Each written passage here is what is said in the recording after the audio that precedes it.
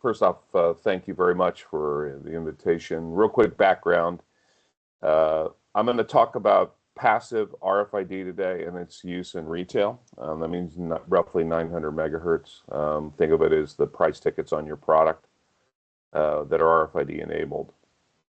Quick background for me, was a representative at MIT when we were establishing the standards in 99 through 2001 for UHF RFID that became EPC. Started a company. I sold that company to SML out of Hong Kong.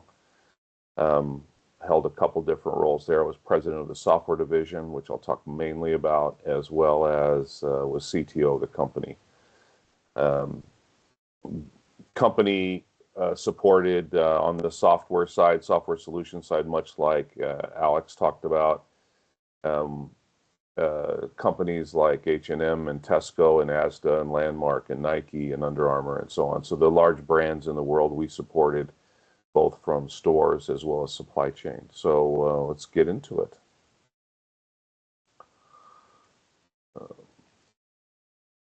First off, what's the problem? The problem is that for the last 50 years since barcodes were invented, there's been very little development as far as the ability to take inventory in stores. And that inventory is usually taken once or twice a year at an accuracy at the style, size, and color level of only between 92 and 94%.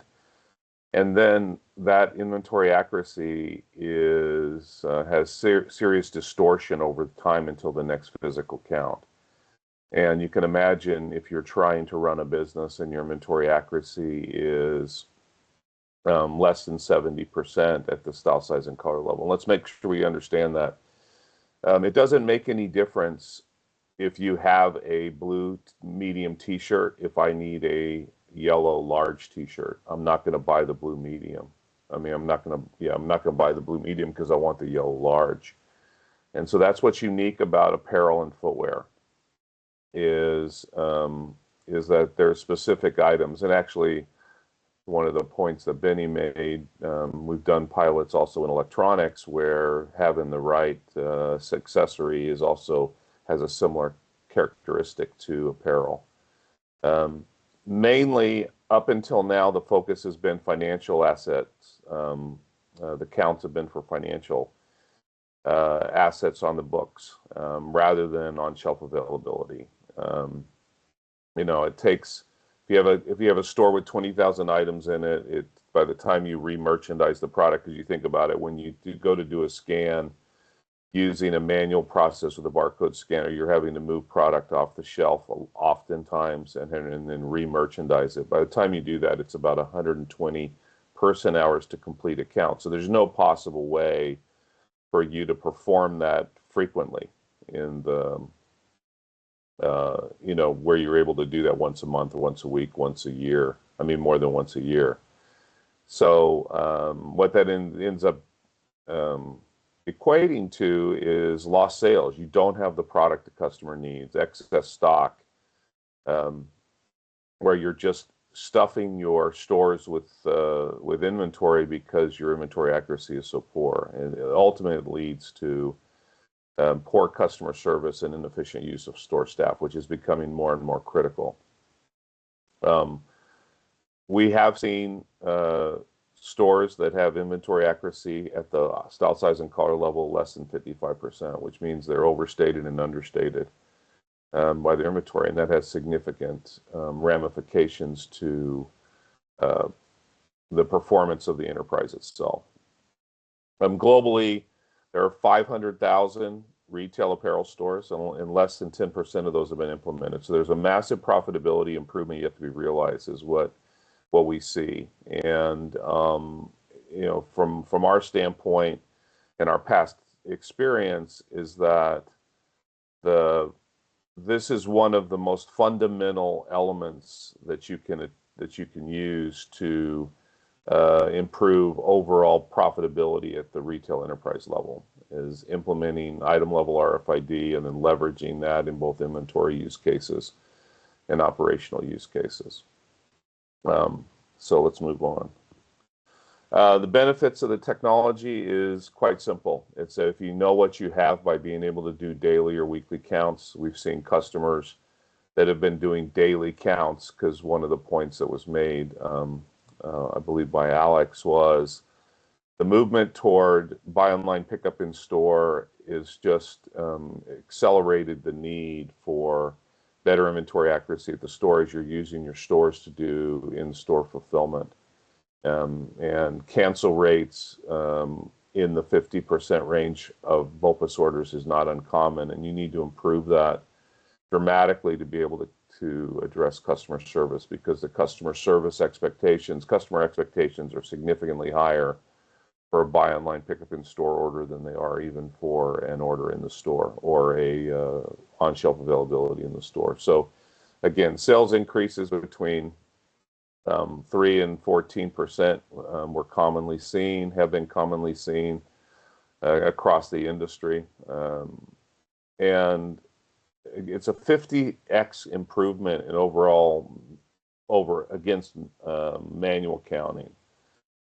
Because you don't need line of sight, because you don't need to re-merchandise product, you can just walk through with a handheld or even a fixed reader in the ceiling to be able to count your product. And so that improvement allows you the luxury of doing daily or weekly or monthly counts. Most customers do weekly counts now and reset their inventory.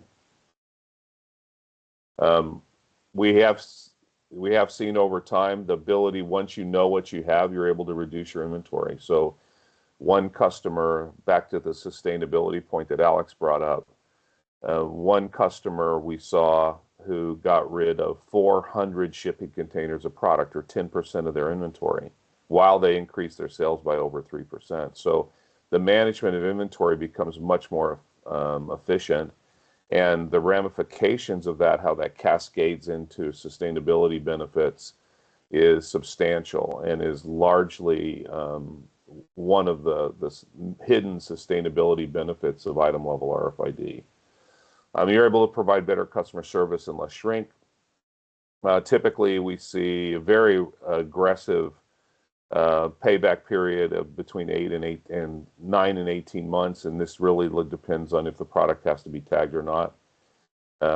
If it's already tagged because of a wholesale requirement, or if not. And you think about that, the tagging side of this for most retailers is the largest cost. So a company like Zara or H&M or Uniqlo are spending tens of millions of euros a year in tag cost, and so that becomes the largest element in a business case analysis.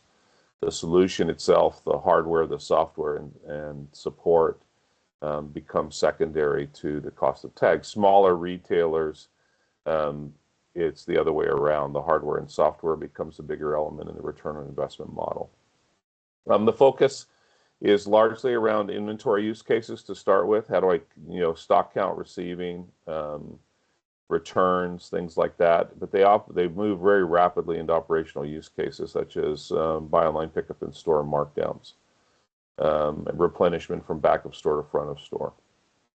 And one of the things that is emerging very rapidly is the use of item level RFID to do closed box audits. So the industry has seen a pretty significant development in that area, where distribution centers of retailers are using the technology on inbound of boxes of cartons coming in with contents and comparing the contents in a closed box audit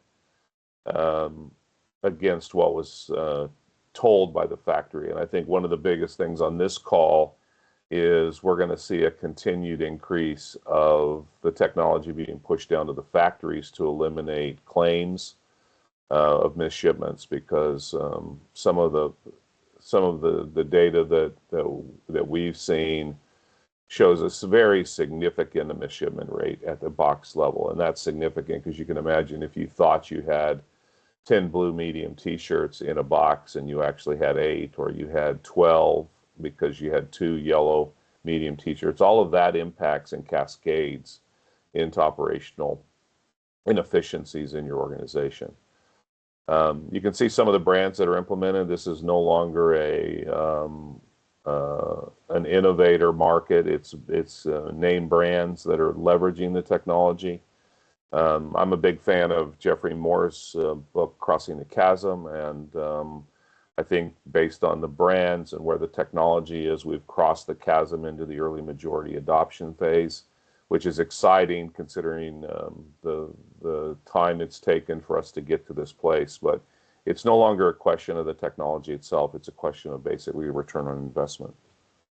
And my last slide is just kind of where are we going.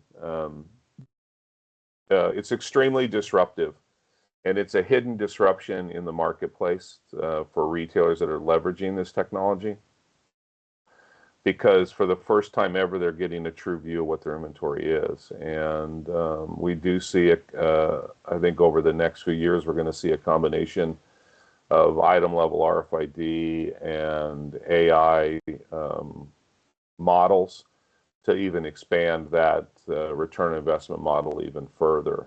Imagine it's if you're building an AI model and you're basing that on inventory data that's only 70% accurate, it's going to restrict the return on investment of your AI model. So we're going to see more and more retailers. Again, there are 500,000 stores, less than 10% of them in the world are outfitted. We've been part of deployments in 60 plus countries around the world.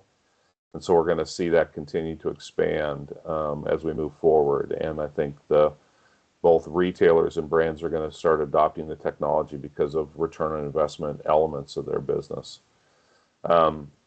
And that market's going to expand. I've got a diagram here to the right that shows at the bottom, basically the retailer type, vertical, multi-brand, and brands with stores. And then on the left-hand side is basically where it starts as apparel and footwear, rapidly moving into general merchandise, beauty. We had implemented at Tesco Mobile in the UK, so every cell phone that was used there. We've done pilots at T-Mobile here in the United States on accessories, etc. So, but then the announcement recently by Walmart about leveraging it on fresh food is going to be a pretty significant movement in the marketplace. And then lastly, pharma, and then from store inventory through factory. And it's exciting time because we're no longer just proving out the technology. We're focusing on return on investment and moving forward. So I'll stop there. Thank you very much. Yep. Thank you a lot, Dan, for a very highly insightful presentation. You actually precisely point out the critical pain point in traditional retail. For example, the inventory management, right? The challenge with very convincing data. Let's say the accuracy rate of inventory as low as 55%. And then I think you also build a very good business case for RFID technology and backed a very equally strong statistics like over 90 accuracy and even over 15 sales lift after using RFID for the ROI good rates. So it's quite strongly persuasive and very data-driven argument. So my question to follow up with your presentation will be, what's the main barriers for small or medium retailers or chains in adopting RFID in your market, and what's your advice for them maybe? Yeah, the great question. The challenge is always about what's the motivation to tag product. So, for example, companies that are brands that are being required to tag for their wholesale channel. So, somebody like a Skims, Nike, and Under Armour, they might be tagging for their wholesale channel because their downstream customers are requiring it. That's an easier play because they're just going to tag everything. Hanes is another good example. Small, medium size have a bigger challenge if it's a vertical retailer. That's how we break the market into that segment of vertical retailers. If they own their own supply chain, then they can control the tagging process and the tagging motivation. So tagging is the key. We've seen customers, retailers with 10 stores find the value, and we've seen customers with 4,000 stores get value. But the challenge is, how do you motivate yourself to tag product and move that forward?